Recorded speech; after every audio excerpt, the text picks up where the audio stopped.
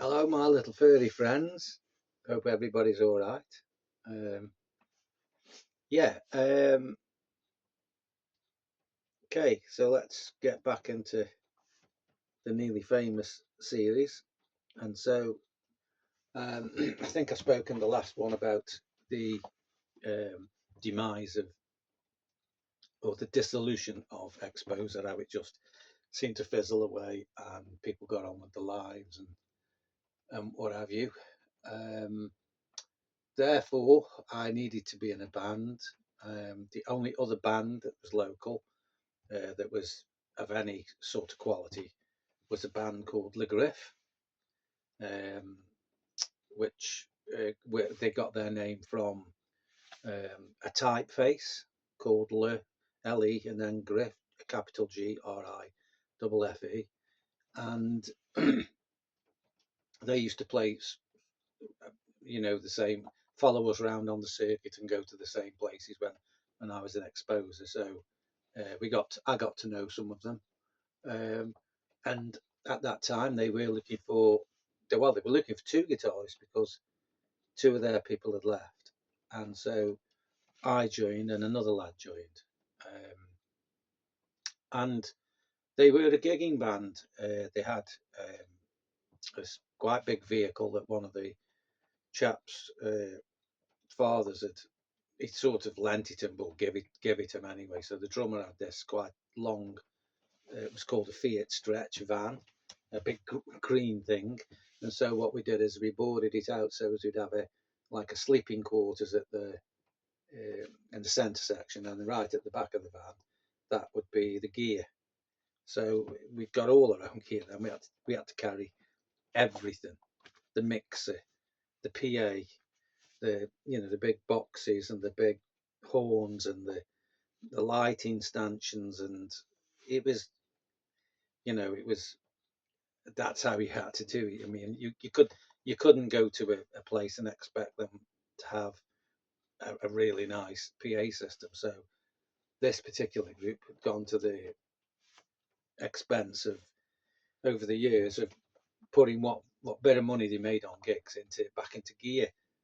But it was heavy stuff, and it was hard to move around, and that's just how it was. And so we all had to muck in on gigs and move this heavy equipment about, as well as your own Marshall amplification and your speakers and your guitars or everything. So it's logistics. It's a big effort being in a rock band. It's the film Spinal Tap springs to mind because um, some of the things that went on in that Spinal Tap film are exactly what go on in a lot of bands. The way people talk to each other, the the sort of wild things that they say that are not true, but you, I mean, the drinks and the drinks, really, not drugs. I don't think I've been in any band that was particularly into drugs. Not in the mid '80s anyway.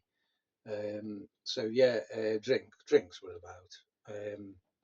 So yeah, I joined LeGriffe, played places like Blackpool, Southport, obviously Stoke, Allsage, Stockport, Birmingham, Telford. Basically Midlands based, usually Midlands. Yeah, Buxton, um, that way. Not Derby. Don't think we did Derby. Anyway, yeah.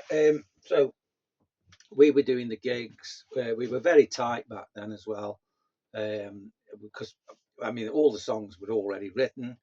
We just had to fill in and know what the other guitarists were playing.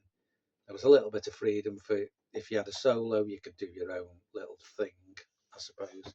But the format was, this is the starting of the song, and then we'll do these and we do this, and so this went on for, I don't know, between sort of 1983 to about 19 middle of 1984, and um, we were still just gigging and not writing any numbers, and I think I think only one or two numbers had been written in that time, which we were glad about, because we were hoping that they'd be making more music, you know. But it was short lived, because after those two numbers, there was nothing else seemed to be coming along, and we'd sort of weren't gigging as much, and so I got a little bit frustrated with it and said that it wasn't for me. Um, but during that time, in that 1 year, we did go into a studios in Strawberry Studios, which was the 10cc studios in Stockport, and we recorded like a small EP, well, a 12-inch actually, not a 7-inch, a 12-inch, and we had the a nice cover made, and the singer was pretty good. His girlfriend did a bit of photography, so we made this thing, and it was called Breaking Strain. If you do go on YouTube, you can see Breaking Strain. Oh, sorry, you can listen to the whole EP there. So yeah, the music's there on YouTube if you do wish to look it out.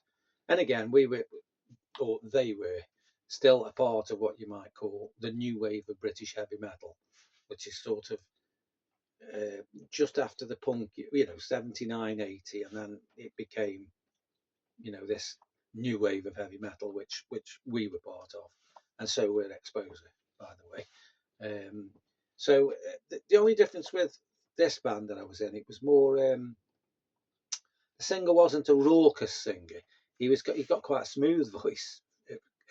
Paradoxically, for a rock band, you'd think it to be a really raucousy, screamy voice, but he didn't do much screaming. He actually sung real notes, and so it was a bit smoother in some respects. It's still heavy rock, or you know, a, rock, quite raucous rock, but it was, with his voice on the top, it was a bit smoother, which didn't matter to me, because the music was okay. Um, so yeah, LeGriffe consisted of Chris on guitar and vocals, and the main writer of the songs, myself, another lad named Paul, a lad named Martin on drums, and the bass player. We ended up having a fella named Kevin, and he come all the way from Burton on Trent, of all places. Um, and yeah, I mean, we had to. I'd not pick him up so much, but he had to make his way to sometimes motorway services just so we can pick him up. It was a bit of a pain, really. We should have really looked harder in Stoke and just found another bass player, but we had this guy because he was a bit of a poser. I mean, a real poser, long blonde hair, you know. So yeah, we had Kevin. Um, well, what happened? Yeah, so basically, after that sort of 12 months, and I've recorded that little bit of a EP thing, there was no real record company interest, because we'd press this thing independently to sell at gigs. So the sales were pretty slow, really, of this particular bit of music. But we stuck with it a little while, and then I just got tired of doing the same routine with them, and therefore I decided I would leave, and they did replace me. And then I think on when the music was pressed, and they did the cover, um, they they didn't credit the guitar to this other lad, because he was there in the names, but my name's was listed at the bottom saying thank you to Tim, who played uh, on all these tracks.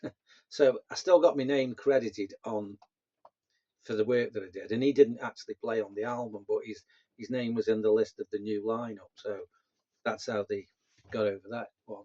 And then they fizzled out. I think they broke up eventually. Um, and so yeah, 9 minutes 38 is it? That's right. So yeah, I'll keep it short. So that's the LeGriffe set. Now, they did do a single called Fast Bikes as well, but they did that way before me.